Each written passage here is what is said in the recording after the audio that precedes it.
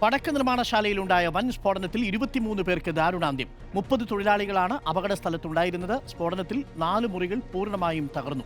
കിലോമീറ്ററുകളോളം പ്രകമ്പനം അനുഭവപ്പെട്ടെന്ന് നാട്ടുകാർ പറഞ്ഞു. അപകടത്തിൽ രാഷ്ട്രപതിയും പ്രധാനമന്ത്രിയും അനുശോചനം രേഖപ്പെടുത്തി. അന്വേഷണത്തിനായി പ്രത്യേക സംഘത്തെ സർക്കാർ നിയോഗിച്ചിട്ടുണ്ട്. നമുക്ക് പോലീസിന്റെ പ്രതികരണം ഒന്ന് കേൾക്കാം.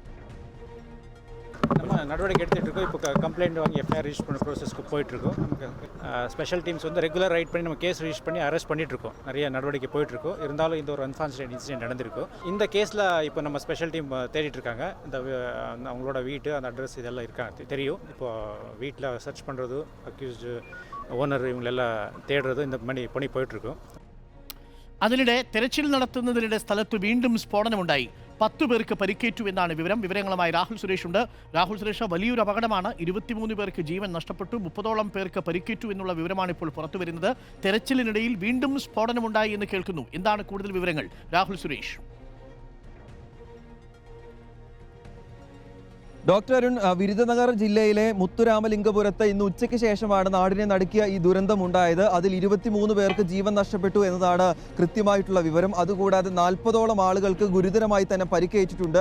ഇവർ വിരുദനഗറിലെയും മധുരയിലെയും മെഡിക്കൽ കോളേജുകളിൽ ചികിത്സയിൽ തുടരുകയാണ്. കൂടുതൽ ആളുകളും ഈ വിരുദനഗറിലെ മെഡിക്കൽ കോളേജിലാണ് ചികിത്സയിൽ തുടരുന്നത്. ഈ മേഖല എന്ന് പറയുന്നത് വലിയ രീതിയിൽ പടക്കം നിർമ്മിക്കുന്ന ഒരു മേഖല കൂടിയാണ്. അപ്പോൾ ആ പടക്ക നിർമ്മാണത്തിനിടെ ഈ സ്ഫോടനം ഉണ്ടാവുകയായിരുന്നു. ഏതാണ്ട് 10 കിലോമീറ്റർ ദൂരത്തേക്ക് ഈ സ്ഫോടക ശബ്ദം കേട്ടു എന്നാണ് പ്രദേശവാസികൾ ഉൾപ്പെടെ പറയുകയും ചെയ്തത്.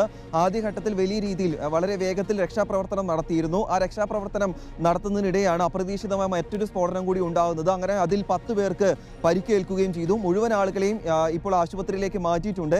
ഏതെങ്കിലും രീതിയിൽ ആളുകൾ കുടുങ്ങിക്കിടപ്പുണ്ടോ, പരിക്കേറ്റ നിലയിൽ ഉണ്ടോ എന്ന് അറിയാൻ വേണ്ടി രക്ഷാപ്രവർത്തനം ഇപ്പോഴും നടക്കുന്നു എന്നാണ് വിരുദനഗർ എസ് പിയും വിരുദനഗർ ജില്ലാ കളക്ടറും പറയുകയും ചെയ്യുന്നത്.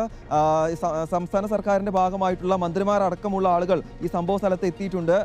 റവന്യൂ മന്ത്രിയായിട്ടുള്ള KKSSR രാമചന്ദ്രൻ അടക്കമുള്ള മന്ത്രിമാർ സംഭവ സ്ഥലം സന്ദർശിക്കുകയും ചെയ്തു. ഈ സംഭവവുമായി ബന്ധപ്പെട്ട് പോലീസ് കേസ് രജിസ്റ്റർ ചെയ്തിട്ടുണ്ട്. കൃത്യമായ നടപടി ഉണ്ടാകുമെന്നാണ് പറഞ്ഞിട്ടുള്ളത്. 4 പോലീസുമായി ബന്ധപ്പെട്ട് 4 സംഘങ്ങളെ ഇതിനോടകം തന്നെ രൂപീകരിക്കുകയും ചെയ്തിട്ടുണ്ട്.